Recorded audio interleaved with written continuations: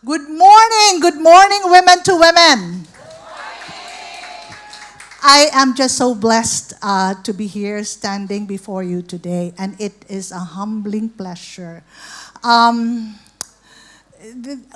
I was told that I will be talking on this topic, I was surprised. Kasi hindi naman ako nag-volunteer. Binoluntold ako. Ayan ang may sala, si Marlene. And anyway, it's just so overwhelming to be standing before you today, ladies. Hindi nyo lang alam kung gaanong kaba ang mayroon ako. And I have been requesting and coveting the prayers of so many people. And nako, if you notice the description that was given about me, I'd like to be remembered more on being part of the prayer committees, because that is a very, very personal ministry for me. And today, real talk. We'd like to have a review first. Last 2 weeks ago, Meek, please, the slide on the past. Yes, there you go. For session 1, yung 6 sessions na to, it was ginawang 3 sessions lang ha. So the first session was done by our very own Women to Women ministry head, the beautiful wife of course, our Pastor Albert Rodriguez, Miss Annie Rodriguez. She's here. She's here. I'm so blessed to be under her. And she talked about what's the most important decision that you can make in your life. And also, the Lordship of Jesus. What does Jesus require of us? I hope that was very clear for all of you. Sino yung nandito during the first session? Can you raise your hands? Wow! Almost majority, except for the new ones, right? And last Tuesday, sino yung speaker natin? Naalala niyo pa? There! Yung may sala. Si Miss Marlene Estrella. She talked about the power of the Holy Spirit and the assurance of salvation. You know, that was a miracle. Even. Because before that, nagsabi na siya na hindi siya po pwede. Sabi ni Hiyas, pwede bang magpalit kayo? Sabi ko, hindi pwede. Hindi na nga ako dito sa aking message eh. Papalitan mo pa ako dun kay Marlene. But God is just so awesome. He really healed Marlene. Though, as you notice, thank God, praise God for that. As you noticed, talagang yung boses niya was just hindi pa pwede. Pero God really energized her. And it is only by God's grace that she was here last Tuesday. Now, before we go to the first workshop, can we pray? Can you please all stand?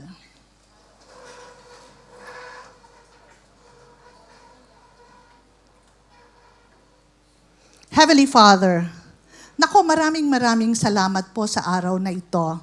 You have just been awesome in everything that is happening in the preparation of my talk. And indeed, you are the God who truly sees and who is in control of everything. You even orchestrated and handpicked each and every lady na nandito po sa ngayon sa Women to Women. And I know that you know the issues that they have, the circumstances that they're going through, ano po yung mga nangyayari po sa kanila, wala pong nalilingid sa inyo. And that's the reason why that you are allowing us to be able to feel your mighty presence in this place. And Father, kayo po ang manguna, kayo po ang mag-touch, mag-open sa hearts ng bawat isa na hindi nila po makita si Maricor kung hindi makita niyo po ang anak niyo si Jesus Christ in this message. So Father, we pray that as we listen to the message, Lord, it is you speaking to each one individually. Father, again, kayo po ang mag-glorify in this session 3 today. In the mighty name of your Son, Jesus Christ, we pray. Amen and amen. Okay, ladies. Now, we have a workshop before we go to the lesson proper. I don't know if you there, mayroon na bang binigay sa inyo na the best decision track? Ayan, please, get one. We are going to be using this. You will find a partner. Kanina nagtinawag yung mga magagaling mag-share, right? I know there's so many of you. Yung nahihiya nga lang pumunta dito. Last week, last Tuesday, yung isa kong kasama sa table 1, sabi niya, alam mo yung nangyari, ginawa, halika, pumunta ka na doon. Ayaw niya, nahihiya. Pero I am sure God has been using you, but this time, we are gonna make sure that we're gonna practice again. Okay? So use this best decision track. Find a partner, yung katabi nyo, and share the gospel. Actually, we're giving you a lot of time. 10 minutes. 5 minutes each. Walang excuse, ha? Walang hindi mag-share. Okay? So, again, best decision track, use this as a guide, or kung memoryado nyo na, then you just use, hindi na siguro kailangan para hindi maano yung 5 minutes nyo. We're gonna be timing you. 5 minutes, yes, please. First speaker, and then when the 5 minutes is up, we're gonna tell you, so the second one will be doing the sharing back to you. Okay? So, and that would be how we're going to do this first workshop. Okay? So everyone has gotten this best decision track already? At wala pa daw dito kay Marlene table. Meron na kayo dyan sa table na yan? Meron na? Yung wala pa, hingi na lang kayo. Doon sa registration table. Kung wala kayo doon sa registration table, pwede humingi na lang kayo. Ha? No, it's gonna be free.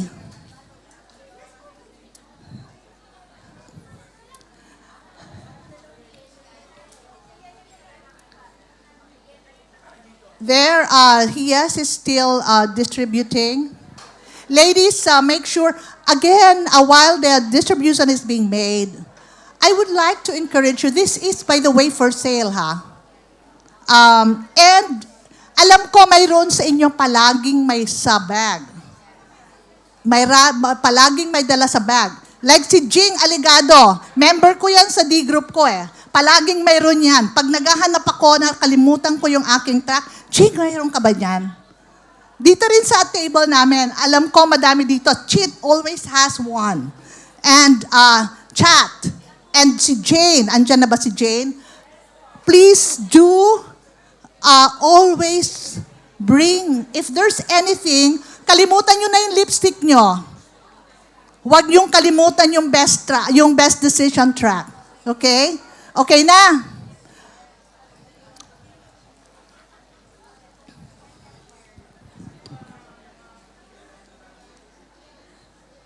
Everyone has? Okay. Ladies, we start now. Your 5 minutes for the first one starts now.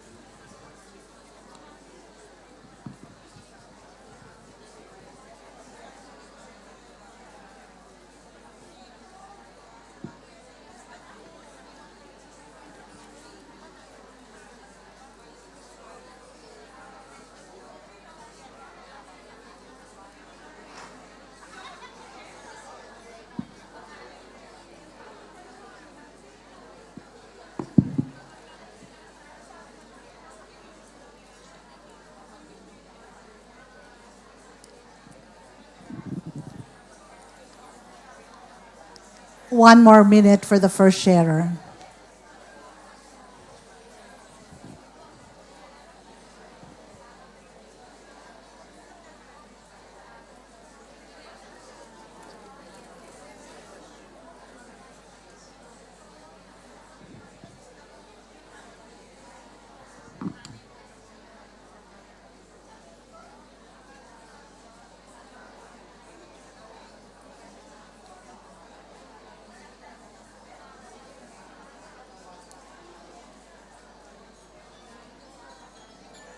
Time is up for the first sharer. Finished or not finished? Okay, so go to the second pair outside the partner. Okay, you start sharing.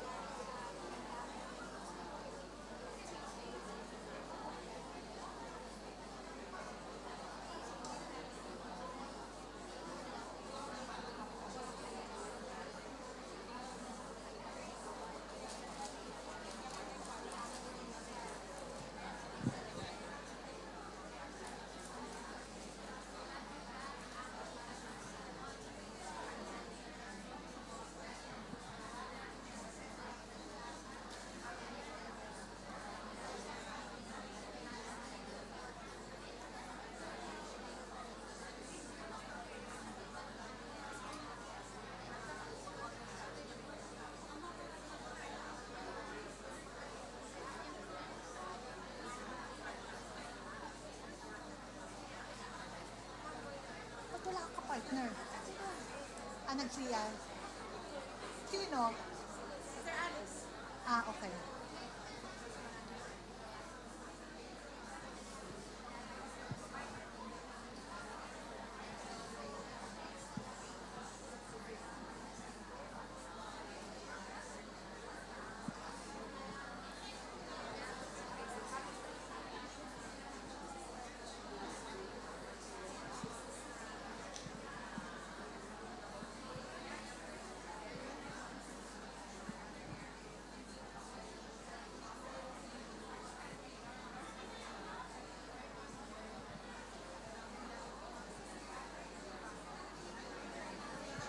1 more minute for the second one.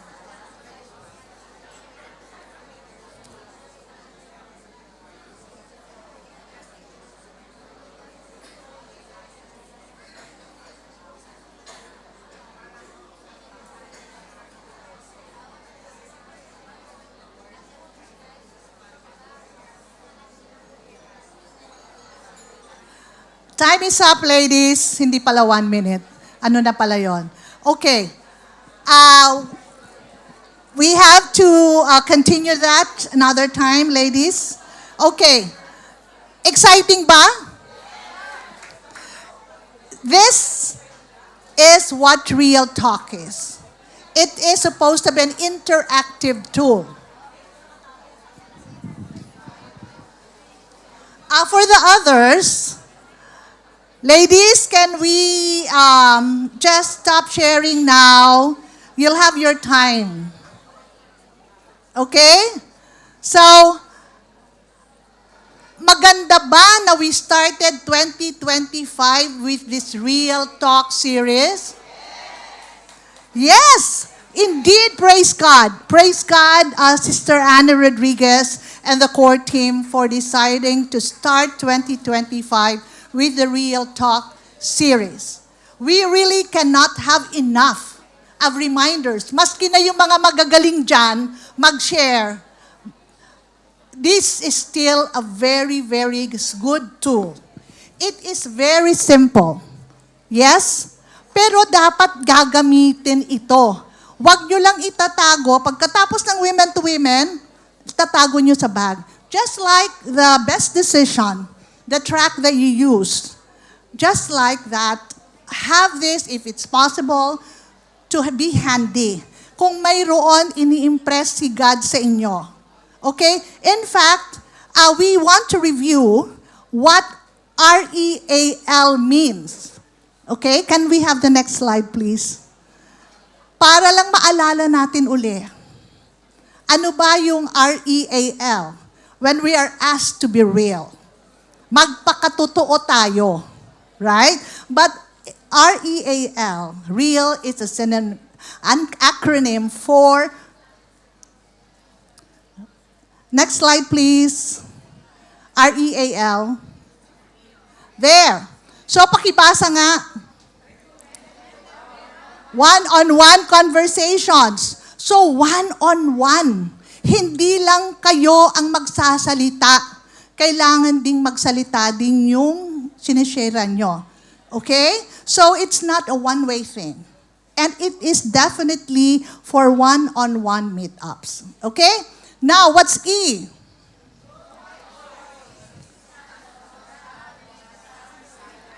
Desire, God's desire for your life and the life of the person that you are going to share this booklet with. Okay?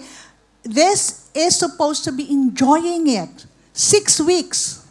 Tayo ginawa lang natin 3 weeks, no? 3 Tuesdays. This is the 3rd Tuesday. But you can really take your time. Take your time as God leads. Kung paano yung kausap nyo, kailangan bang madaliin nyo, i-fast track nyo, para mag-pray na siya na i-receive niya si Jesus Christ into her life. Hindi ba hindi pwedeng ganon?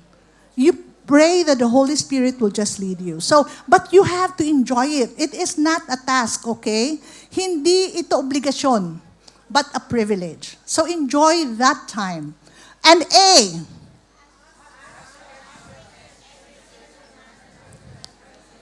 okay, in this booklet, there are some questions, but it's just a guide. So be free, use whatever questions that the Holy Spirit will fill in your heart as well. And then makikita mo naman, paano yung kailangan niyang question, alam mo, makikita mo anong stage na ng journey nung kausap mo. And what is L? Yes. Every member of this group is what? A discipler. Very good. Ang gagaling ah. So every member a discipler. So you lead someone. This is a privilege to lead someone to Christ. Hindi nyo ibinibigay ang solusyon doon sa kanyang problema. You are just directing that person to God. And we are starting that by sharing this Real Talk booklet. Okay, so we proceed to the next one. Okay, so let's continue to the next slide, please. What was your most memorable milestone in life?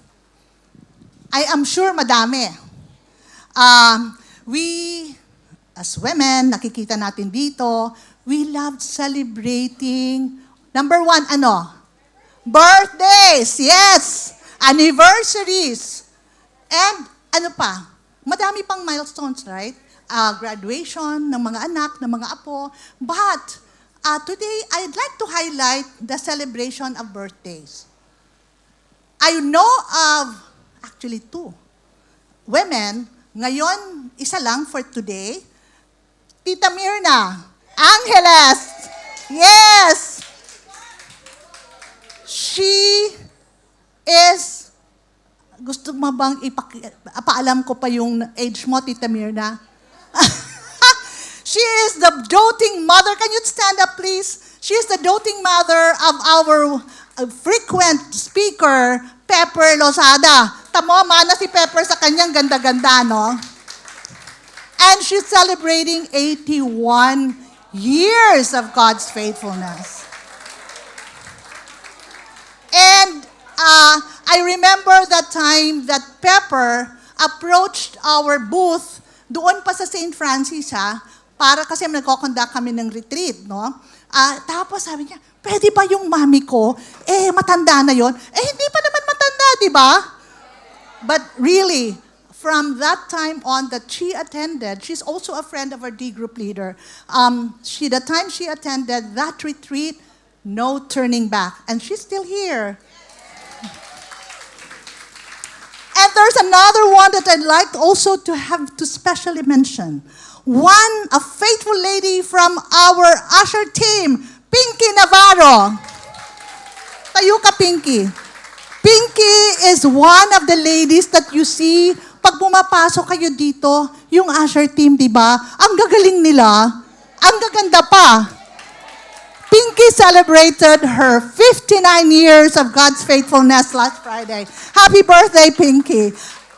Ladies, later, we're going to be asking all the celebrants. Pakiakit nga ng kamay yung mga nag-celebrate ng birthday this month. Can you raise your hands? March. Ngayong March. Pakitaas. Hello. Di ba nagwa-Wow Thursday ka rin? Ito, ang galing-galing nagwa-Wow Thursday rin. Nakikita ko sa main. Later, you are going to be called up the stage so our ministry head, Miss Annie Rodriguez, can pray for you and honor you with a birthday cake. Okay? So enough of that. What are we celebrating now?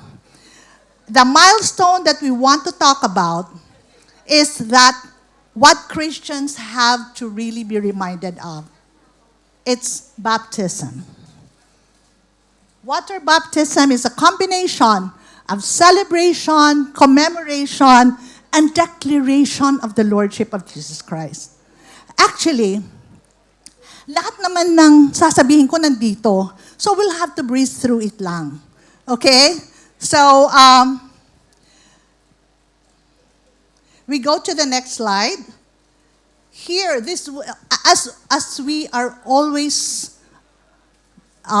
advised to, lahat ng ginagawa natin should be based from the Word of God. Okay, so can we read Acts 2:38, 41? Every one of you, in the name of Jesus Christ, for the forgiveness of your sins, and you will receive the gift of the Holy Spirit. Those who accepted this message were baptized, and about 3,000 were added on to their number that day. So you see here, Peter gave the disciple biblical pattern of a person's response to the gospel. you first, of course, you have to repent and then be baptized. Okay, so baptism is our next slide, please. It should then be our next proper response when we have believed in and accepted Jesus Christ as our personal Lord and Savior. As you have noticed, you were asked earlier on, there's a reason why we wanted to do that, just to make sure that klaro sa inyo, that you have first to accept Jesus into your hearts. But then, that's the only way that we will be clarified, and we know that as per the topic of Marlene, the Holy Spirit can only indwell us when we have accepted Jesus Christ as our personal Lord and Savior. Hindi natin maiintindihan yung even the reading of the Word of God. Ba't kaya tumatalbog lang yung Word of God? Inaantok ako pag nagbabasa ako ng Bible. You see, this is why it is needed that you understood the first 4 sessions, the first 4 lessons. Okay? So, the next slide, when we placed our faith, well, I've tackled that already, so we go to the next slide. Baptism by immersion is a picture of going from death to life. Again, we just breezed through that. I'd like to dwell on Romans 6:3-6. Can we? Yes, there you go. Can we read this? Have been baptized into Christ Jesus, baptized into his death. Therefore, you have been buried with him.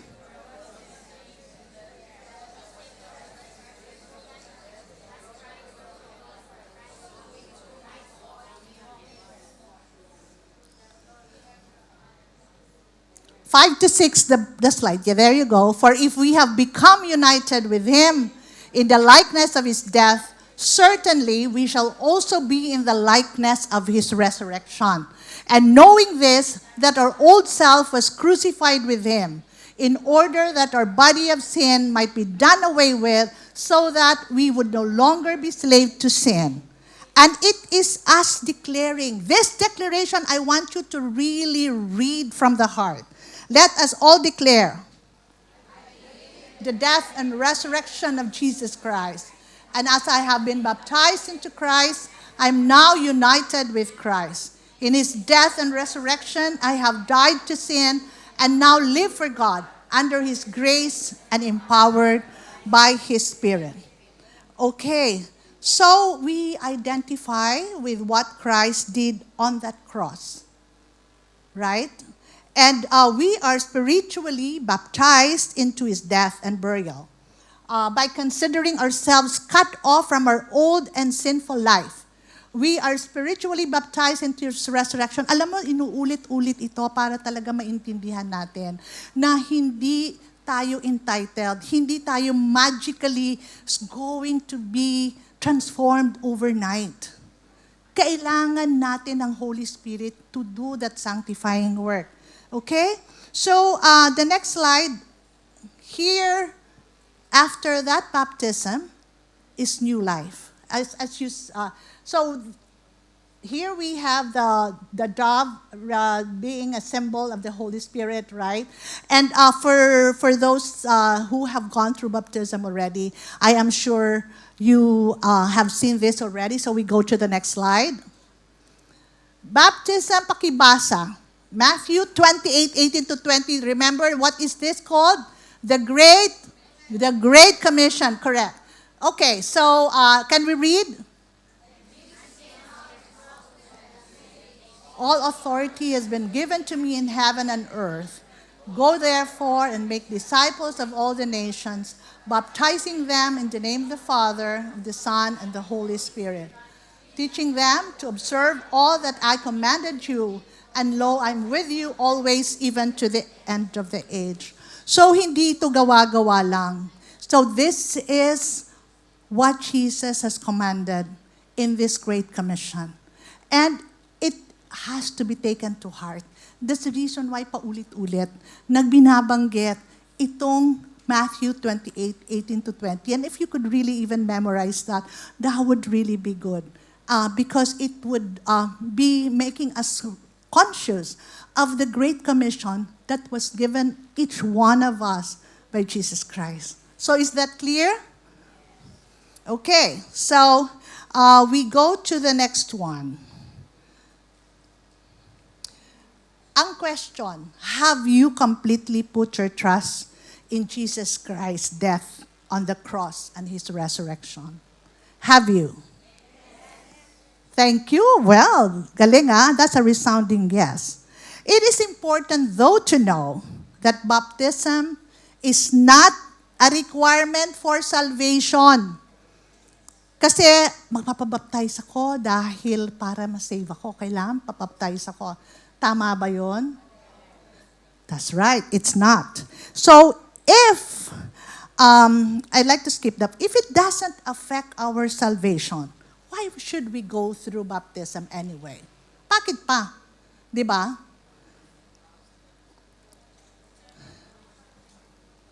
The next slide, please. If it is not a requirement, why is it needed? Baptism, pakibasa, is a picture declaring God's lordship. So Romans 10:9, can we read this? That if you confess with your mouth Jesus as Lord, and believe in your heart that God raised Him from the dead, you will be saved. So kailangan, again, Jesus Christ has been invited into your heart so that the Holy Spirit can come into your heart, and that's the time that you listen to the prodding of the Holy Spirit. Romans 6:12-13, can we read that?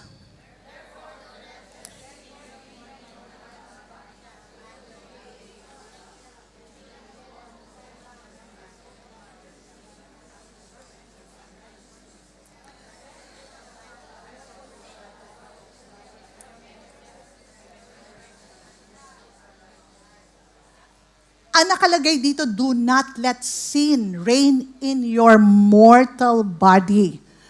Kasi, when we accepted Jesus Christ, naging perfect na ba tayo?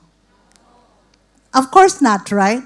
So it is intentional. So we have to always make sure that what we do is aligned sa kagustuhan ni God, right? So we have to be sensitive to the prodding of the Holy Spirit. Ang diferensya, even as we still sin, mayroon na tayong conviction, right? Pinapaalaan, pag ginagawa na ko, nagmamarites ka na naman, di ba? Nakita mo lang, wow naman! Ano naman na kaya ang nakain nito? Bakit ganyan ang itsura niya, nagmumurang kamatis? Nasa mind mo lang yun, ano? Pero katatapos mo lang tanggapin si Jesus Christ sa puso mo. We are prone to do that. We are prone to just really go back to our natural self. Kumakambyo tayo. Or pag nasa traffic. I know of someone before who really would curse, sa traffic. Grabe. But with Jesus Christ in her heart, it became less and less and less. And wala ka na maririnig except, sasabi niya, ping! So, wala nang mura, pero, but you see, we have our own favorite sins, right? And this one is a reminder. This is a reminder for us all. And so we have to listen to the Holy Spirit. Okay, so the next slide. Baptism, pakibasa, signifies that a new life has begun for us who believe in Jesus Christ, who are committed to follow and live our lives for Him. It is a milestone meant to be remembered and celebrated. Yung term ng commit is one very special word for me. And that's why Proverbs 16:3, I did not put it up there, but Proverbs 16:3 is a very special one for me because it says, commit to the Lord whatever you do, and your plan will succeed. When Jesus found me, I still didn't fully grasp the true meaning of commit to the Lord. Yes, I had already been attending Bible studies. However, I was very tentative, indecisive, afraid of responsibility, and found it difficult to commit myself to anything. I'm still single. That's the reason why hindi ako nakapag-commit. At times, dedicating my task to God was only superficial. I would give Him temporary control of my interests and only to take control back. Control freak ako. The moment things stop going the way I expect, I easily would be disgruntled. And there are other times, especially for my very difficult jobs, that I would commit it fully to Him. Lord, tulungan mo naman ako kasi hindi ko kaya. Pero pag kaya ko, naghihingi ba ako ng tulong kay God? Of course not. And so, that was how I was before. And I still am. A few times. But then again, lahat naman tayo will never be perfect, right? Pero in the execution. So as I was preparing this message, I'd like to read to you my own baptism. Early part of 2004. Ang tagal na, no? 21 years ago. Our D group leader, Lydia Maclang, invited us to attend a women's encounter. Ang tawag nun, encounter pa. Ganun siya kaibang pangalan. Ngayon, True Life Retreat na. That's what's gonna be happening on the 27th, right? So, it was an encounter, they call it, in DAP, Tagaytay. So, all the messages, the Father's love, what's so bad about sin, and the tug of war, living free, and the testimonies that were shared really jolted me. Alam mo, ang babaw ng luha ko eh. And I would easily really be moved and crying with all the messages. But when the invitation for baptism was asked, I was wavering. The reason why I stood up was because gumaya lang ako sa best friend ko. Hindi dahil it was really me, But God allows us to do that. So, again, nakakatawa kasi I just flowed with the tide. Alam mo yung parang bandwagon effect lang ba? Yet, God reminded me of that. God really has a sense of humor because in 2008, that's 4 years after that, I was tasked to do baptism message, to deliver the baptism message ng D group leader ko. And sabi ko, Lord, anong gagawin ko dito? Parang kunwari lang naman yung ginawa ko noon, di ba? So, but yet, God made sure that I confessed that to my best friend. Sabi ko, alam mo ba, ikaw ang may sala nung pagtayo ko noon. But then really, God used that and made me to recommit again during that 2008. So 4 years after. And so, God really works in mysterious ways. I was not magically or miraculously transformed from my wicked ways overnight. What He wanted to see was for me to make that little step. Yes, but it was a leap of faith, really. He made sure that there was no turning back. Just like Tita Mirna, no turning back. God choreographed every move that I made. After that 2004 DAP retreat, we had the Rick Warren's Purpose-Driven Life. It was a CCF-wide seminar that was encouraging everyone. And immediately after that, the Chip Ingram's Miracle of Life Change. Talagang puro kailangan magbago ka, ma-record, no? So talagang God was very, very clear in his message for me. And I was also invited, again by my D group leader. Ilang beses niya akong ini-invite, mag-Bible study fellowship kayo, Maricor. Mag-Bible study fellowship. And I've always been refusing. Until such time that God did not anymore allow me to refuse. So I did. 2006. 2006 was very, very special because I remember that year, after 4 months, I was invited to be a GL. We have so many of here attending BSF. Who is attending BSF here? Can you raise your hands?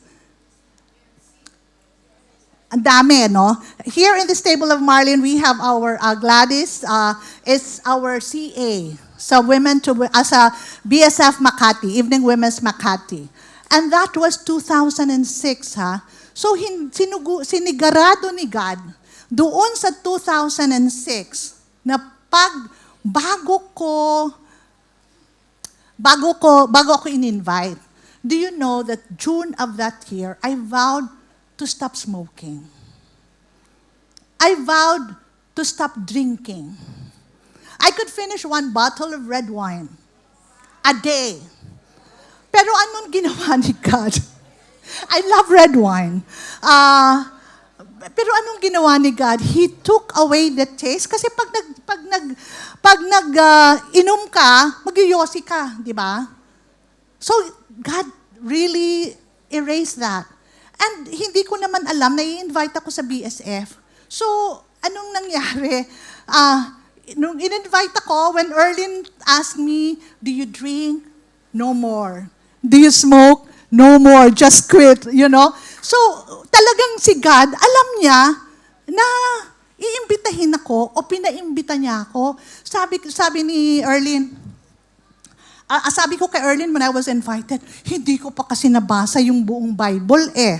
Paano naman ako mag-group leader? Hindi ko pa nababasa yung buong Bible from cover to cover, even if Pastor Peter would be always asking, who have finished reading the Bible from start to finish?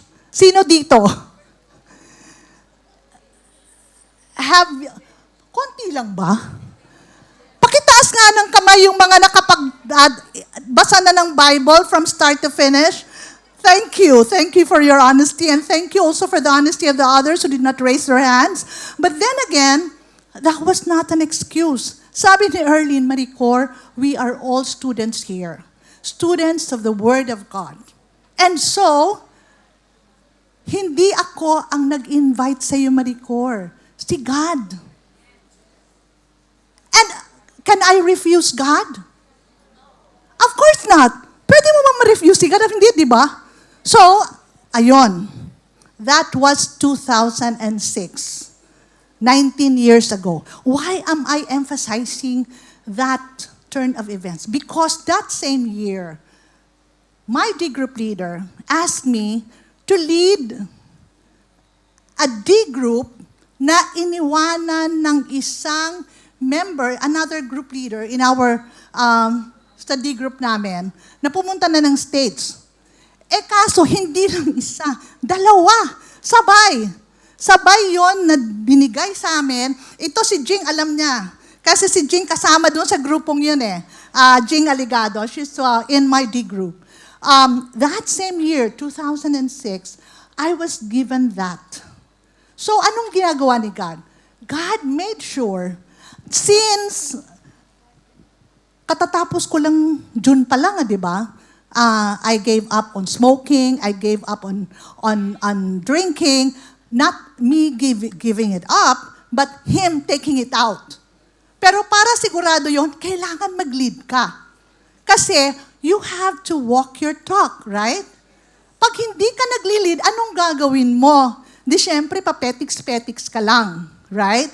So, he made sure na nag-GL ako sa BSF, and he made sure na may 2 D groups na kaagad ako. So, I was a mother kaagad instantly. Hindi dahil gusto ko, but because gusto ni God, because that's how God knows the way I'm wired. Tamad ako eh. Tamad ako magbasa ng Bible. That's the reason why hindi ako nakatapos magbasa ng Bible. But if magbi-BSF ka, siguradong mababasa mo yung buong Bible, di ba? For those that are attending BSF. So, it is just so amazing how God knows each one of us. Alam na alam niya how we are wired. Alam na alam niya na papalpak ako that easily, mayroon pa kaming madyong group noon. You know, on weekends, I'm reminded now, I'm just reminded now that, alam mo yung andyan yung nagyoyosi yung iba, ang sasabihin, marikor, ang sarap-sarap. So, ano ang pangprotekta doon? Hindi ko siya mapoprotektahan kung hindi ako tinulungan ni God. You see? So, you have to really see the hand of God in everything and really commit it to Him. That's why Proverbs 16:3 is just so special to me. Committing everything to the Lord, and His plan, not my plan, will succeed. So it was not the way I wanted to, but it's the way He wanted to. Thank you.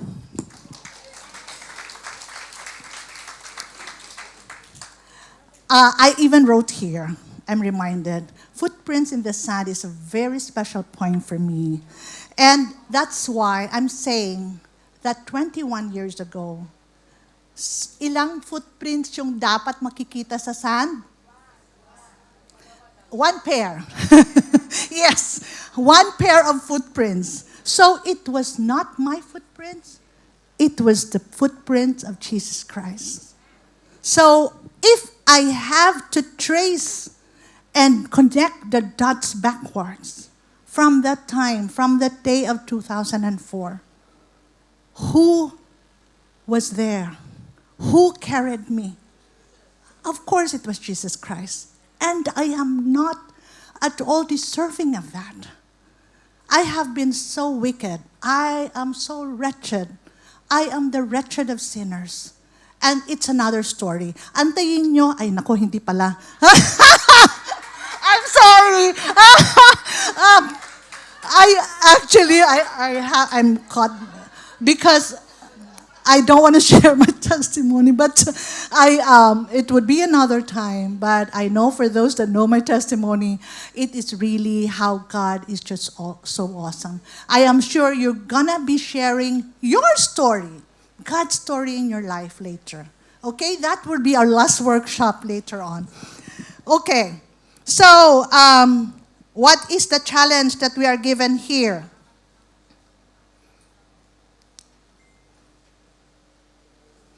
If you have never been baptized, and as a believer, you feel in your heart that you completely understand what baptism is, and you have accepted Jesus Christ into your life, then you can be baptized. So, sino pang hindi nababaptize dito? Can you raise your hands, please? Mitch, yes. Here in front, dalawa. There's a few. I'm glad that you're raising your hands. You see, we have a true life encounter that was posted earlier, the poster earlier, on Thursday, Friday, and Saturday. It's a true life retreat of GLC, and dapat sarado na yung registration, pero ang galing-galing na talaga ng CCF Makati, no? Pwedeng mag-walk-in. 1,500 lang ang registration. Even if you have already attended a true life retreat in the past, they would still require you. If baptism lang ang gusto mo, you're still required to attend the whole 3-day thing. So it's a stay-out true life retreat also here in CCF Makati. Again, Thursday, Friday, and Saturday. Okay? So, I would just like, not just those who have raised their hands na hindi pa nabaptized, can we pray this? Can we read the prayer, please? Lord Jesus, I need you. I confess that I am a sinner. I believe that you died on the cross to pay for all my sins. With your help, I will turn away from my sins and please come into my life and be my Savior and my Master. I accept your gift of eternal life. Make me the kind of new person you want me to be. Thank you for coming into my life and giving me eternal life. Alam mo, when I had prayed this before, many times, every time na nag-altar call, no, di ba at the end of the Sunday message, palaging tatanong, can you, who have not accepted Jesus, can you pray this prayer for me? I would always stand up. I will always stand up. Hindi ko manamnam-namnam ng husto eh. Pero I would always stand up. And I think God was able to penetrate, right? So that's why I'm here. But really, it is just important for us to make sure that kung sino man yung masishare nyo ng gospel, na hindi lahat ng oras kasi nakakapunta sa prayers, sa sinner's prayer, right? But it would be nice to just really make sure that they pray this prayer with you. Okay? So, again, actually, I'd like to read this one. In January 2008, that was the last business thing, I'd like to read this, A Call to Radical Commitment. And I just saw it in my computer and it had my signature in it. I took a snapshot of it to remind me kasi talagang ang bilis-bilis ko makalimot. Nakalagay dito, today I'm stepping across the line. I'm stepping across the line. I'm tired of waffling and I'm finished with wavering. I've made my choice. The verdict is in. And my decision is irrevocable. I'm going God's way. And there's no turning back. It ends, to my Lord and Savior Jesus Christ, I say, however, whenever, wherever, and whatever you ask me to do, my answer in advance is a resounding yes. Wherever you lead and whatever the cost, I'm ready. Anytime, anywhere, anyway, whatever it takes, Lord, whatever it takes.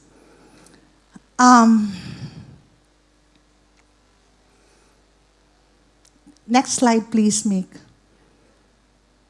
This one, you can take a snapshot. Maybe this is you. Maybe this is you wavering. Maybe this is you being undecided until now. I know I was. Even after the 2004, and this is already 2008, I still was wavering. So may the Holy Spirit speak to you and may you also take this pledge. I'd like to go to the next slide, and I'd like us all to have this pledge of love. Ang title ng aking baptism message at that time in 2008 was My Pledge of Love. Kanta nino yun? Wow, ang galing! Si Eddie Peregrina, Jukebox King. O, di ba? So, my pledge of love cannot broken. Wow, galing. Okay, tama na. Okay, can you all stand and make this pledge of love? You have to state your name aloud. Today, I state your name. Reaffirm this pledge of love to you, O God. And submit to your plans and purposes for my life. No matter what it takes. Okay, you may sit down now. No matter what it takes. Have you ever prayed that or made that pledge to God in the past? Si Joyce tumatango, ang galing. So for those who have not, really make that commitment and remind yourself, take that snapshot and take down the date today, 25 March 2025. Tuesday yon, women to women yon. And we were asked to make that pledge of love. Patay na ba si Eddie Peregrina? Okay. Nakakahiyaman, alam na kung anong edad tayo, di ba? Ah, pero I'm proud to say I'm 65, ha? Yes. Thank you, Lord. Hindi thank you, Vicky Bello, ha? Okay. So, again, this one, we have to go to the next slide. I'd like for us to pray as well. Nakalimutan ko dapat pala, hindi kayo umupo. Tayo uli. Okay, so let us pray. Let us pray aloud, please. Lord, help me to make the all-important decision to commit my life to Jesus. Lord, help me identify with your death until I know that sin is dead in me. Spirit of God, search me so that I come face to face with my struggles. Honestly confess them to you and claim victory over sin. I have been crucified with Christ, and it is no longer I who live, but Christ lives in me. Thank you for drawing me to yourself, and I want to obey your command to be baptized. I want to declare to the whole world, rejoicing that you and I are one in Jesus Christ's gracious name. Amen. Again, you can sit down. We're going to go to the next topic. But again, reminder, you can ask Kias about the retreat. Again, I'm really reiterating that because it is very, very important to attend a True Life retreat if you have not yet attended one. And for the others who have not attended or done the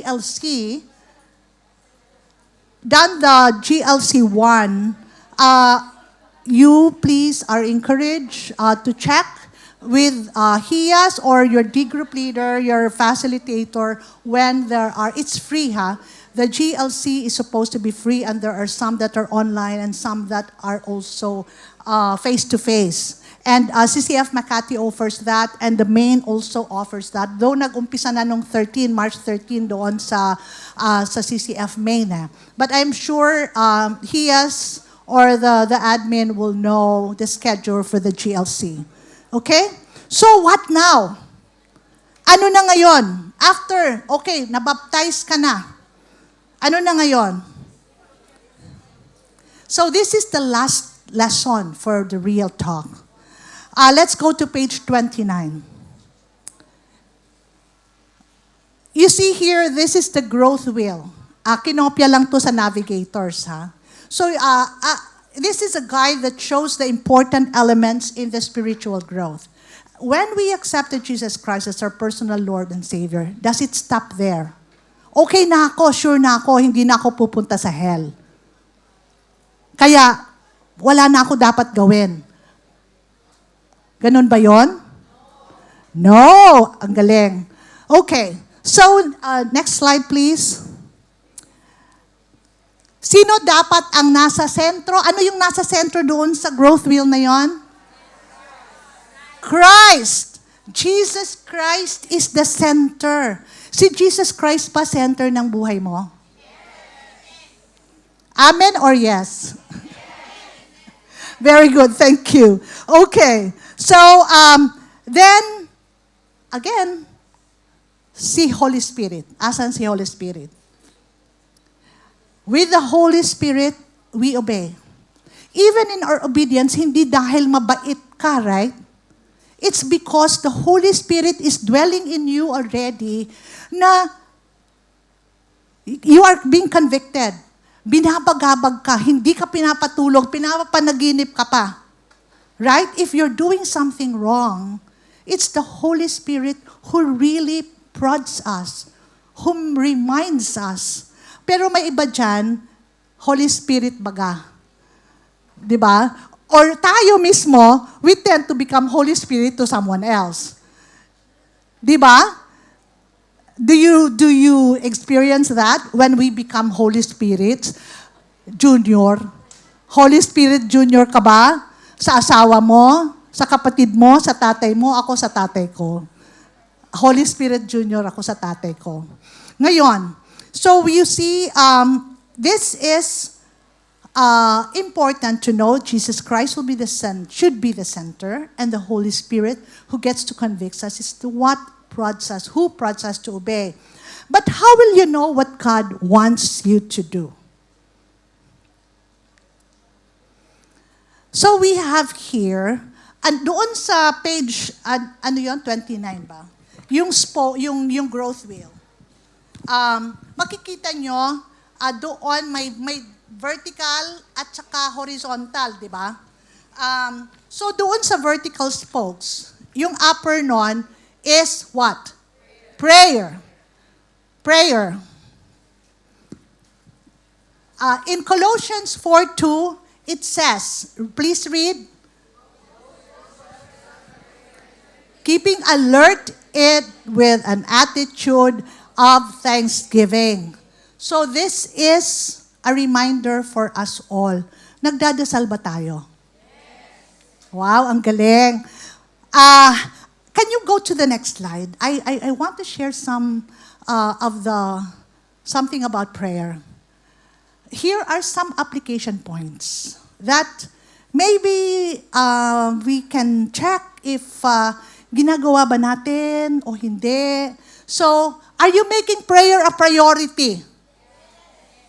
Parang hindi ganun kalakas. Priority nga ba ang prayer? Okay? So, do not treat prayer as an afterthought or something to do only pag may malaking problema. Ganyan ako nun eh. Pag may malaking problema. Integrate prayer into your daily routine, making it a regular practice. The next, anong sinasabi dito? Be present in your prayers. Bakit absent ka ba pag nagpe-pray ka? Di ba minsan talaga nagliliwaliw yung ating kaisipan, ang ating diwa, di ba? So kaya, I like it when Sister Ida would always pray. Keep away all the distractions. Kaya nga, turn off your cell phone. Pag nagpe-pray ka, don't check on your cell phone. Tago nyo muna sa aparador. Okay? So, no distractions. Avoid distractions and try to focus your mind and heart on God. So, and, pag nagdadasal ba tayo, hingi lang tayo ng hingi. Give thanks. Correct. Cultivate a thankful heart. You express gratitude for God's blessings in your prayers, both big and small. Count your blessings one by one. God wants to hear that from all of us. Right? But nakakalimutan natin magpasalamat, dumidiretso tayo dun sa petitions. Ano ba yung ginagawa? Palaging mayroon tayong framework of the way you should pray. What's letter A? Adoration. What's letter C? Confession. Kailangan confession because you ask the Holy Spirit to search our hearts para walang busy.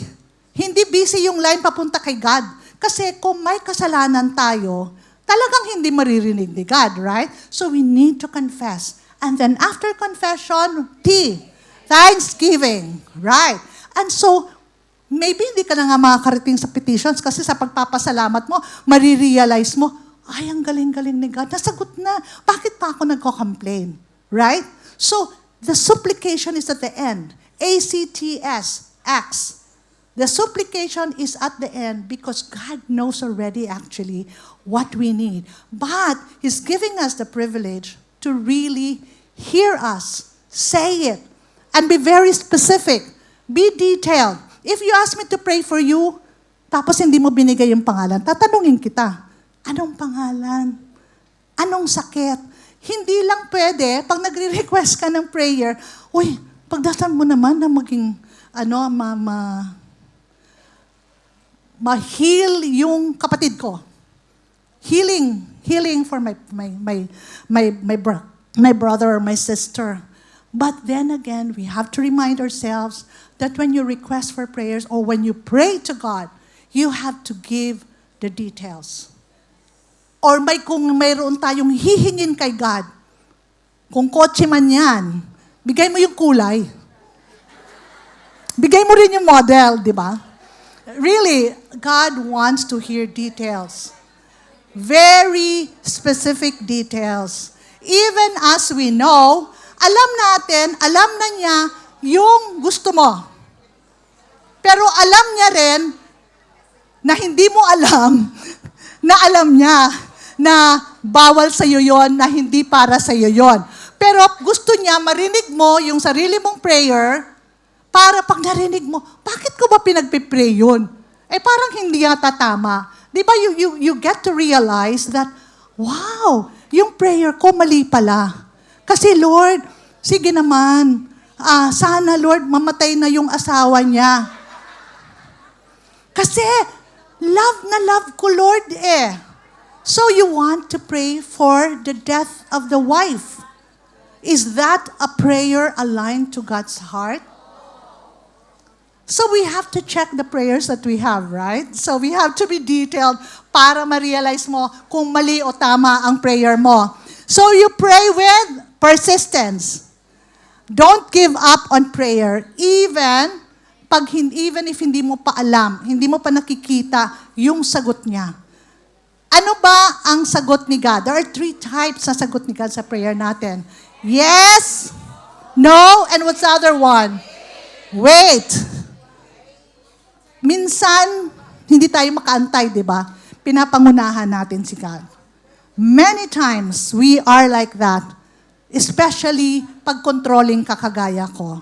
Inuunahan natin si God. And then, pag pumalpak, iiyak ka. Right?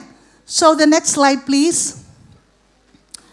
We have to pray for others. Again, I mentioned that already. Colossians 4:2 also encourages us to pray for others, especially for those who are involved in spreading the gospel. Alam mo, God reminded me. God really have divine appointments. This morning alone, I was very early. I went to the toilet, and then who did I see? Pinky Navarro, the birthday girl. I already sent her a prayer for her birthday, but then God made sure that I have to pray with her. So pumunta kami doon, umupo kami, and then before I know it, she was already crying. That for me was just so moving. So sabi ko, hindi ko alam kasi Lord, ngayon ang gagawin ko, anong application ko sa talk ko ngayon eh. Ang binigyan ako ng application ni God. Pinky Navarro just was crying. She was of course, so joyful. And then when I asked her, is there anything that you would want to specifically be prayed for? And so she did. So you see, it's not just us praying, you have to ask. Ano ba yung prayer request ng taong yon? Ano ba ang specific prayer? Ano ba ang specific na petition niya? Yes, we have to ask for the Holy Spirit's leading in how we can pray, in who we can pray for, and in what to pray for. Walang magaling sa atin. Right? Walang magaling magdasal. Kailangan ang Holy Spirit will be the one to help us, even in how to pray. And it didn't stop there. I was going out here para mag-join na nga dito. Sino ang nakita ko? Another birthday girl, Tita Mirna. Tita Mirna, I was able, again another divine appointment. Because she was there getting her coffee, and God again gave me the privilege to pray for her. And of course, she was so blessed, and again, God moved her to tears. And I was moved to tears as well because I was reminded of the time that she was registered by her daughter. Pepper is a very good friend also and a frequent speaker natin dito sa Women to Women. But for that to be very intentional in bringing her mom, and her mom being reminded of God's faithfulness in the 81 years, she was so touched. And she said, you know what? God has been faithful in the dilubyo in my life. And God made sure I was reminded, because I know also the story of Tita Myrna, her husband Rene. And we were privileged to have witnessed how she struggled. And you see, even that, God reminds us. God reminds us of those milestones in other people's lives as well. And hindi niya ipapakalimot sa atin. He will not allow us to even forget it. He will remind us that hindi dahil magaling na asawa si Tita Myrna, but because magaling si God. Hindi dahil magaling na nanay si Pinky Navarro sa kanyang anak ni si Micah, kung hindi magaling si God. Yes, parehong dalawang ito don't have husbands anymore. But why is that important? To know that we have a God who sees us, who knows us, and is reflected in that prayer that we have, that we are given the privilege to say for one another. And that is why prayer is a ministry that is very special to my heart. I would always include that. I included that, kanina si Marisa was telling us, I am part of the prayer ministry of the Life to the Max, as I'm part of the ministry of the Women Living for Ministry as well. And I am always privileged to be able to pray for whoever would want to ask for prayers. And in fact, may pahabol pa si God. After I prayed kanina, I was prayed for by the ushers on my table here in Table 1. By the way, thank you ladies sa Table 1. We are always full. Umaapaw because of God. And 20 palagi or more. But these are the women who make sure that they invite other women as well, because the joy is overflowing in their hearts. And they are so gracious that they also join me in our prayer team.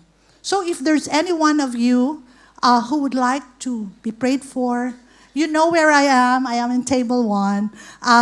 Just come up and maybe we'll find a corner and I can pray for you. So please, ladies, consider it always. Thank you. It is always a privilege to do that. In fact, kahapon, I was requesting, ma'am, the ladies in our group. We have 5 co-fasts in our group kasi malaki nga kami, we break out, right? So we meet every Mondays as well before the Women to Women Tuesdays. So I asked them for prayer. And these are also the women that are part of the prayer ministry sa Women Living Free. And I asked them to join us in the Life to the Max. And we are going to be launching, shout out, the first of the Life to the Max ministry live broadcast this afternoon. Okay? So you can watch it in YouTube starting today, every 2nd and 4th Tuesdays of the month. Okay? So for those who are, it's very close to my heart, those people with cancer. The reason why it was called Big C Chats, because of the letter C. There is no bigger C than Christ. Cancer is nothing. Kaya ang title mamaya is Cancer Ka Lang. That's the title of the live broadcast this afternoon. And so this is very special for those of you who have cancer or other issues, medical issues. Please watch it, okay? So anyway, going back to prayer, there's another vertical spoke. And what is that? The next spoke? God's Word. Okay? So, alam na natin ito, na God's Word is gawa-gawa lang ba ng tao? No. It is breathed by God. It is, pakibasa nga natin, profitable for teaching, for reproof, for correction, for training in righteousness, so that the man of God may be equipped for every good work. You see, we cannot stress this enough. It is just so important that we base our prayers on the Word of God. This is, remember, our manual of instructions for how we are supposed to be living our lives. Hindi po pwedeng sabi-sabi lang. Kasi magandang pakinggan yung prayer eh. No, our prayers have to be aligned in the Word of God. In fact, it was always be very, very good if you can have prayer based on Scripture. Right? Ang Scripture kailangan nating gawing framework para alam natin align kay God yung prayer natin. So, who are reading the Bible every day? Wow, ang galing. Okay. So, can we move to the next slide? What's the importance of Scripture? This passage highlights the importance of studying and applying God's Word in our lives. And we are equipped for service. Pwede bang sabihin natin, hindi, sige, si Gladys na lang, kasi magaling yan magaling pang kumanta. Diba? Hindi pwede. We are all being commanded to do real talk, right? Kailangan natin, but how are we going to be equipped pag hindi ka nagbabasa ng Bible? So that's why it is important that we read the Bible not just for knowledge, but for equipping believers to serve God effectively, aligned sa kagustuhan niya, hindi para ikaw ang mag-glorify. Right? So living a righteous life, we should strive to live according to the principles and teachings of Scripture. I'm just reading this because this reminds us, right? So, and reliance on God's Word. We should rely on the Bible as a guide for all aspects of life. Sometimes, hindi, pinipili lang natin. Hindi lahat ng areas ng buhay natin we subject to the magnifying glass of the Bible. Sad to say, this is true. We are being selective. So, we see seeking wisdom and direction from the Word of God is so important. And that's the reason if you are reading the Word of God every day, then you are reminded. Hindi sariling sikap lang. And sino yung nagbabasa ng Bible sa umaga pa lang? Wow, ang galing. Sa umaga pa lang. Kasi, madami ako naririnig. Alam mo, pag hindi ako nagbasa ng Bible sa umaga, parang ang gulo-gulo na nangyayari sa buhay ko sa buong araw. Naramdaman niyo ba yon? You experience that, right? So, you see, that's why we are encouraged to have our daily quiet time. Okay? So, we go to the next slide, please. Now, ito magaling tayo dito sa horizontal na spoke nito. Fellowship, next slide na lang. Fellowship and accountability. Ang galing natin dito. Who are members of a D group? We are always being asked this, right? And your table is also another accountability group, if not your D group already. So you see, when you are sharing with the women in your groups, di ba, pag pumalpak ka, sino ang unang magre-rebuke sa'yo? Di ba? Of course, syempre ang Holy Spirit. Pero may Holy Spirit Junior. Yung D group leader mo, o yung ibang members ng group mo. Di ba? So you are reminded. So we are accountable to one another. And that is why it is very important that we have fellowship, hindi lang sa pagkain, kasi ang mga babae, lalo na sa women to women, palaging may pagkain sa lamesa. Ang sinasabi ng host, pwede ba yung pagkain mamaya na after the speaker is done? Pero hindi, patuloy pa rin. Before nga, sinasaraduhan na yung coffee dun para hindi tatayo. But no, just kidding aside, it's really just so amazing that in the Philippines, the D group is palaging fiesta, right? So, but again, that's still part of it. In fact, sabi nga I remember Aggie Sartu was sharing in one of her, when she was still alive. Alam mo, yung bahay ko, palaging madaming tao pag nag-D-group kami kasi ang sarap niya magluto, ang sarap ng piniprepare niyang food. Marlene is like that also because she cooks very well. Ako hindi ako marunong magluto Kakain na lang ako. But then again, you see, okay lang yun na may pumunta, nag-join yun dahil masarap ang pagkain mo. Because if God is using that as an excuse to draw that person, and there's many who have already testified na kaya lang naman ako nag-a-attend kasi masarap yung luto. And naging pastor pa. Di ba? So, God uses different means of reaching out to anyone and everyone. And He works in mysterious ways. And so, wag kayong magchismis na ang lakas-lakas niyang kumain, no? Hindi naman nagdadala. No, really, I'm just so blessed by how we are doing our fellowshipping and accountability, but we really have to do it seriously, okay? Be accountable. So the next slide. Hebrews 10:24-25. Can we read this, please?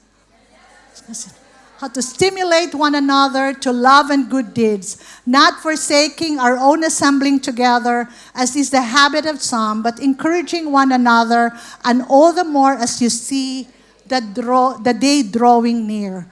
I want to highlight the day drawing near. We are in the last 3 chapters of Revelation in our BSF study. What is that reminding us of? End times. Jesus Christ is returning. Are we seriously considering that? Do we really have that sense of urgency na lahat ng gagawin ko, lahat ng dapat gawin ko should be with the aim of really making each day count? Kasi baka end times na. Have you been so vigilant in praying for the salvation, first of people you love? Actually, mamaya pa pala yun. Yung Acts 1:8. Okay, but we are doing this, right? We are doing this already here, but the reminder that Jesus Christ is coming soon should be hovering in our minds. Next slide, please. This is the application for that verse. You attend church regularly. You seek out opportunities for fellowship. Hindi tayo pwede nang pagsabihan nito kasi we do, right? And you encourage and support one another. Okay, so I know, pag mga babae magkakasama, mayroon dyan marites. Hindi nawawala. Hindi nawawala na may nagtatampo kasi hindi mo alam, may nasabi ka pala o tumaas pala ang kilay mo doon sa isang mong kasama, na she took it so badly, na hindi na siya nag-a-attend. I know that there are so many that's happening in our groups. Hindi lang dito sa women to women, but in any other groups outside of women to women. Madaming ganon. But do we get to be critical of people? Let us hold our tongues, right? Ask the Holy Spirit, Lord, please help me. Help me not say anything bad kasi mamaya mag-attend na naman ako ng women to women. Pag may nakita ko, Lord, help me close my eyes. Be an encourager instead. Pag may nakita ka, you try to see what is good in that lady. Oy, ang gandang-ganda naman ng damit mo. Oy, you look so radiant. Pero huwag kayong mambola, ha? Huwag kang mambola. Just say what is going to really make that person feel good and get that smile. Okay? So, you are not here to kiss asses. You are here to glorify God. And the person next to you is a representation of Jesus Christ Himself. So we have to be reminding ourselves that. Next slide, please. Another application, live with a sense of urgency. I mentioned that earlier because of the sign of the times, the end times. And do not isolate yourself. I remember I had one member in my precious D group. She was telling me, Maricor, alam mo, ayokong magsisimba, ayokong mag-a-attend kasi okay na ako doon sa aking quiet time. Kasi, ang sarap-sarap ng quiet time ko, nagkakanta pa ako with all the praise songs and everything. Paglabas ko, pagsakay ko ng tricycle, nalubak yung tricycle, minura ko yung driver. Katatapos ko lang mag-quiet time. I'm glad she even confessed that. But aren't we the same? You see, mas gusto ko pa, Maricor, mag-isolate na lang. Wag na lang, hindi na lang ako mag-a-attend ng ng D group. But then again, God has His ways with us. Right? God convicted that lady and she is now pastoring a group in Sultan Kudarat. Wala na siya sa amin dito. Her name is Nilda Reynes. Nilda, I praise God for you. But then again, we are like that many times. We isolate ourselves.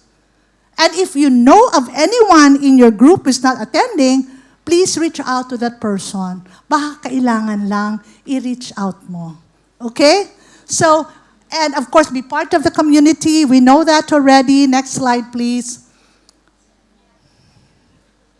So Acts 2:46-47, just read this. Day by day, continuing with one mind in the temple and breaking bread from house to house, and they were taking their meals together with gladness and sincerity of heart, praising God and having favor with all the people. This was in the time of Paul.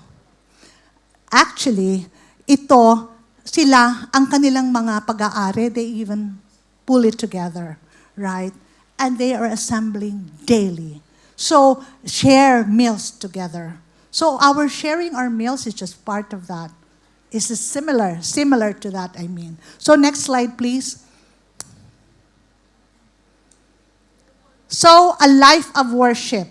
So, in all of this, sa lahat ng pinag-usapan natin, it leads to or it's reflective of a life of worship, right? Everything that we have been talking about, everything we do should bring honor to Christ, even when we are at work, at home, at school, or at play. This is worship. Do you only consider it worship when you attend Sunday service? No. Or do you only call it worship when you are singing with the exalt team? No. Every area of our lives is an act of worship. Whatever we do, even the way we think, it is an act of worship. So, ladies, be conscious of that. Is this going to be magnifying God? Is this going to be glorifying God? Or you compartmentalize? Hindi nila alam na Kristiyano ka sa trabaho mo. Nakakahiya eh. Kasi sinasabi nila, naku, share na naman ako ng gospel niyan. Are you ashamed when people talks about you sharing the gospel, how you are vigilant? Kaya ka iniiwasan sa opisina kasi sinasharean mo ng gospel?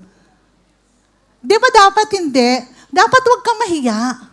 Kasi that's the devil discouraging you from sharing the gospel. So make everyone know that you are a committed follower of Jesus Christ. Sa bahay niyo ba, alam nila na ikaw ay anak ng Diyos?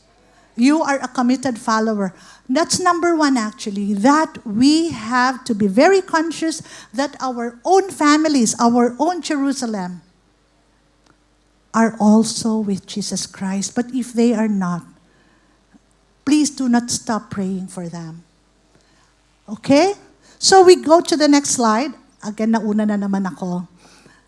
Romans 12:1-2. This is a very good reminder for us. Can we all read? Therefore, I urge you, brethren, by the mercies of God, to present your bodies a living and holy sacrifice, acceptable to God, which is your spiritual service of worship. And do not be conformed to this world, but be transformed by the renewing of your mind, so that you may prove that the will of God is that which is good and acceptable and perfect. Here, the renewing of the minds has always been reminded of us. And that how do you do that? When you are soaking yourself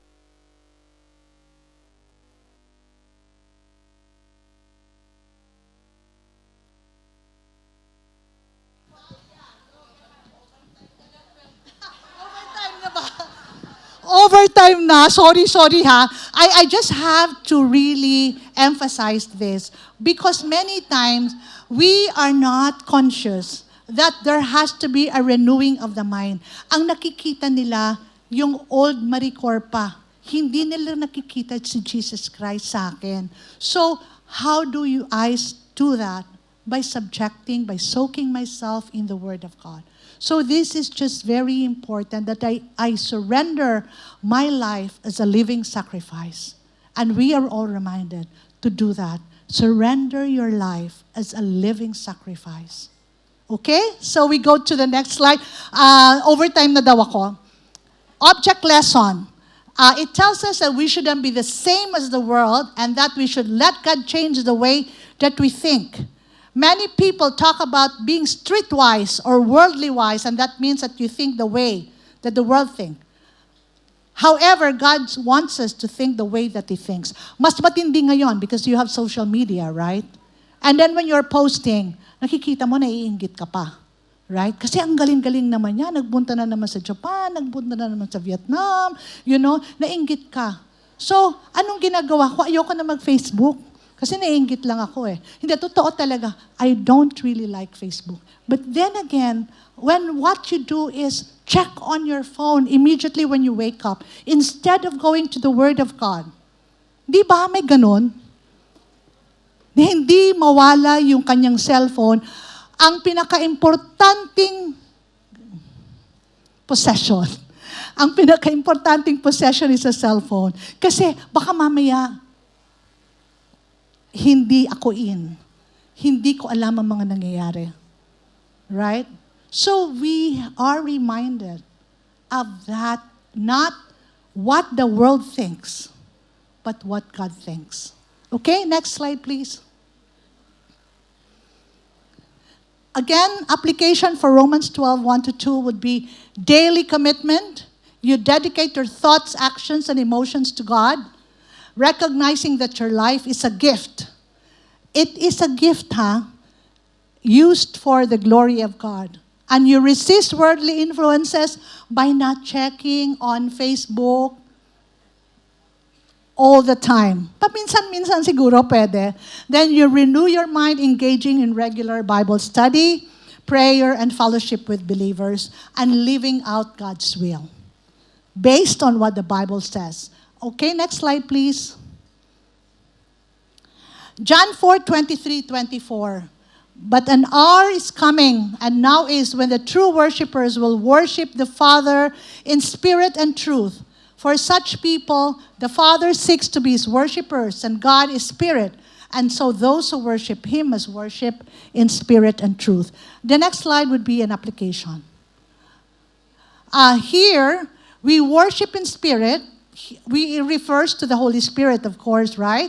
And the presence of God within the believers. And worshiping in truth refers to the reality of God, His character and His word, and the need to worship Him as He is. And the Father seeks such worshipers. Jesus highlights this when he was talking with the Samaritan woman in the well, right? So this is what he said when the Samaritan woman was asking Jesus, ano ba, saan ba talaga ako dapat mag-worship? Sabi ng Samaritan woman. Many times we always check on what does the world do when it comes to worship? Ano ba yung mga rituals na ginagawa mo? That yung pala ay hindi pala aligned kay God. Okay? So Jesus highlights that God is actively seeking those who worship Him this way, not simply those who follow religious rituals. Next slide, please. Application. So it has to be beyond ritual. It has to be authentic worship. And worship in every area of life. And seeking God's truth by reading your word, of the Word of God, and that God is Spirit, is not confined to a place or physical form, but is a spirit, and therefore worship must be spiritual. So the next slide, please. I think malapit na tayo. Ito yung sinasabi ko, nauna ako kanina, Acts 1:8. But you will receive power. Pakibasa. You will receive power when the Holy Spirit has come upon you, and you shall be my witnesses both in Jerusalem, in all Judea and Samaria, and even to the remotest part of the earth. Next slide, please. Application. Actually, kanina minention ko, when you pray, you first do for your own family, right? And that is your own Jerusalem. Before you go to your Judea, before you go to Samaria, ano ba pinagdadasal mo ba? Yung pamilya mo, sarili mong pamilya, ang tatay mo, ang nanay mo, mga kapatid mo, ang anak mo, ang asawa mo. So, be reminded to never stop praying for them. And it will really be heard. Maski na hindi sa lifetime mo, as long as you have breath, pray for your family. You cannot change them. You cannot nag them. Just because ikaw ang nagbibigay ng allowance ng nanay mo or ng tatay mo. Hindi mo pwede silang kalad ka rin sa CCF, ha? Kasi di ba? Oh, kailangan isama mo. Kasi binibigyan mo ng allowance. Hindi pwedeng ganon. It has to be voluntary. So it has to be shown also in the way you live. Nirirespeto mo ba ang nanay mo? Nirirespeto mo ba ang tatay mo? Or ang asawa mo, kasi mas malaki ang sweldo mo sa asawa mo. Many times madaming ganon, di ba? Mas malaki kaya ang sweldo ko. Kaya dapat wala siyang say. Ako lang. Kailangan sumama siya, mag-worship. Do you think that way? Or do you know of somebody who thinks that way? Please pray. Please pray that God will really cause the change first in your heart before you pray for others, that their hearts will be changed. I know of many examples of how someone was praying for, Lord, paki-change mo naman siya kasi ganito binubugbog ako. Pero yung pala, nag naman siya na asawa. So nakalimutan niya, i-pray kay God, Lord, change mo naman ang puso ko na hindi na ako magnag.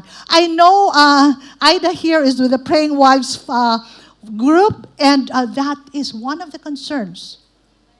So it is a reminder for all the wives, even if hiwalay ka sa asawa mo, you don't stop praying for your husband.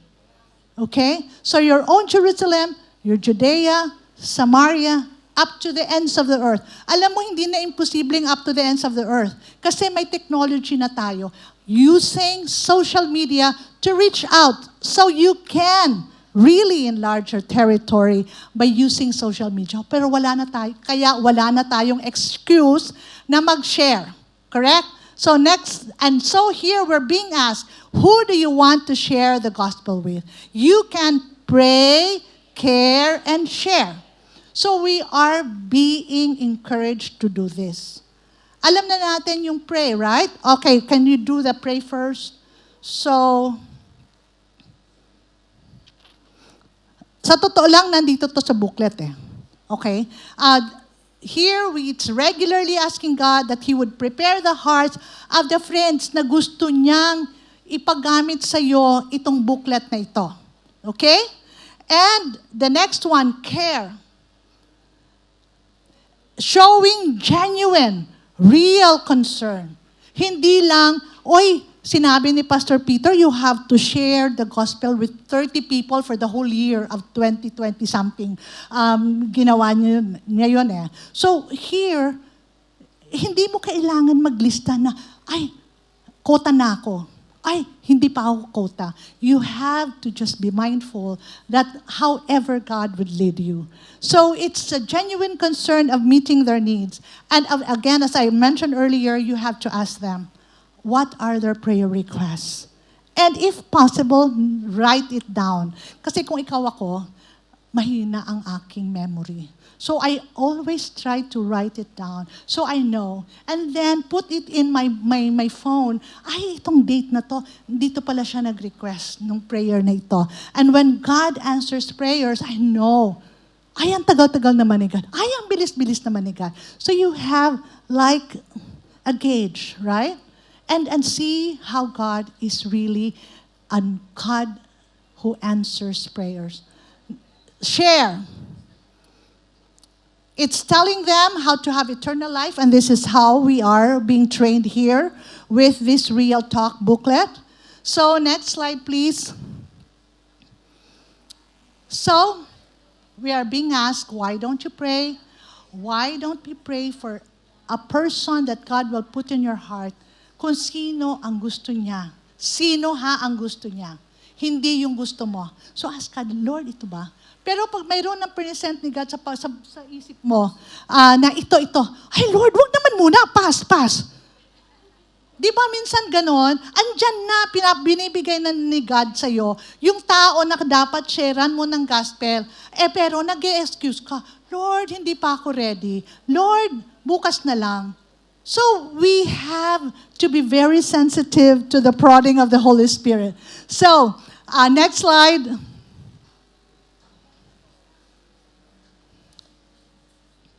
Wala na? Ayan, wala na. Marlene, wala na. Okay.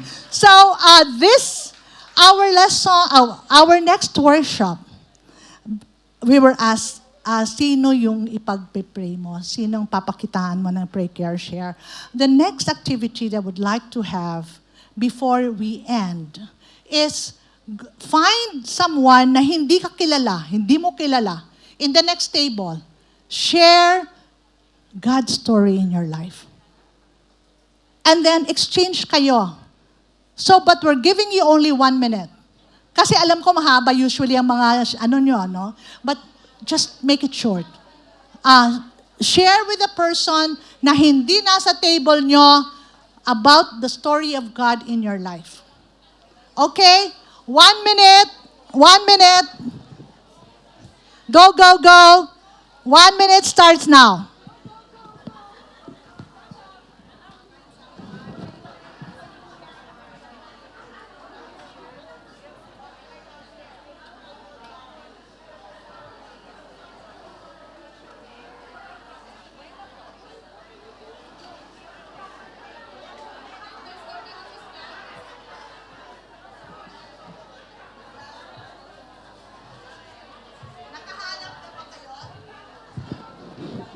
Nakahanap na ba kayo? Then I'll start 1 minute. Lakad pa lang daw, 1 minute na eh. Okay, ladies, please. This is a very important activity, no? Because if you do not share, you are not proud of what God did in your life, ha? Be proud of what God has done in your life. That's why you're sharing God's story in your life. Okay? Okay, find that lady that you can share.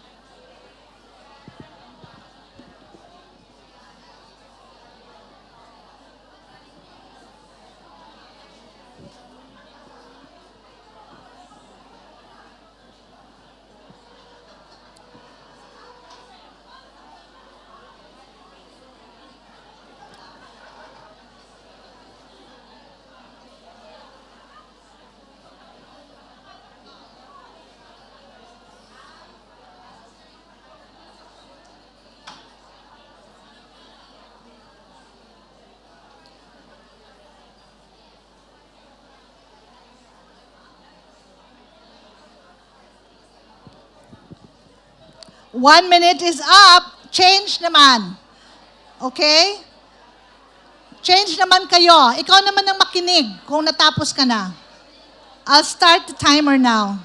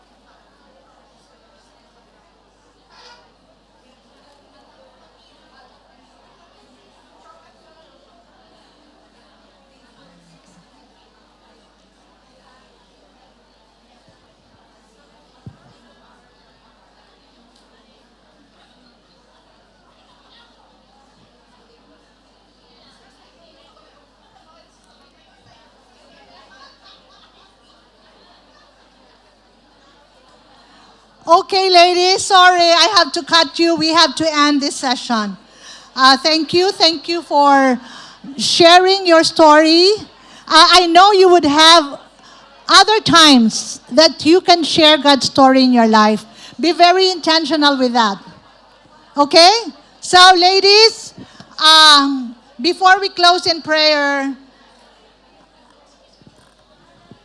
nagpapasalamat po ako sa inyo for your kind attention and indulgence. Yes, overtime na ako, no? Akala ko, sabi ko nga kay Marley when I was asking for prayers this morning, nako, wala ko alam na sasabihin. Kaya I was so scared. I was really, really scared. But then God, sabi ko, Lord, Holy Spirit, fill me with whatever you want to remind me. Ngayon, no? So, I have just been, I'm grateful for those who even, when I met kanina, because I was early, Maricor, I prayed for you. Nako, thank you. Monsi, when she came in also, she said, I prayed for you. And I am just so grateful. I'm so grateful for all the prayers, ladies. Maraming salamat po for your time. Today, this is our last session in Real Talk. And I truly appreciate and praise our triune God. Can we all sit down, please, ladies, so we can pray? Let's all settle down. Hindi na tayo magbe-break out kasi overtime na nga ako. Sorry, ha. Okay, and pwede na kayong kumain after that. I really appreciate the time that we have spent together today. And I praise our triune God for this opportunity to magnify Him. Let's continue together in this beautiful journey with God. God bless you so much more. Women to Women Makati. Indeed, this is a model of how women are helping women to be magnifying God, to be blessing God, to grow in God's love. Indeed, I cannot thank God enough for, of course, our ministry head, Miss Annie Rodriguez, and the core group and the core team for just really preparing the program for 2025. So I hope that the Real Talk series that we had for this past 3 weeks is going to prepare us all for all the activities that we're going to be having for 2025 and witness and really be in the front seat of seeing how God is working in the lives of Women to Women Makati. So can we all pray? Stand up, please.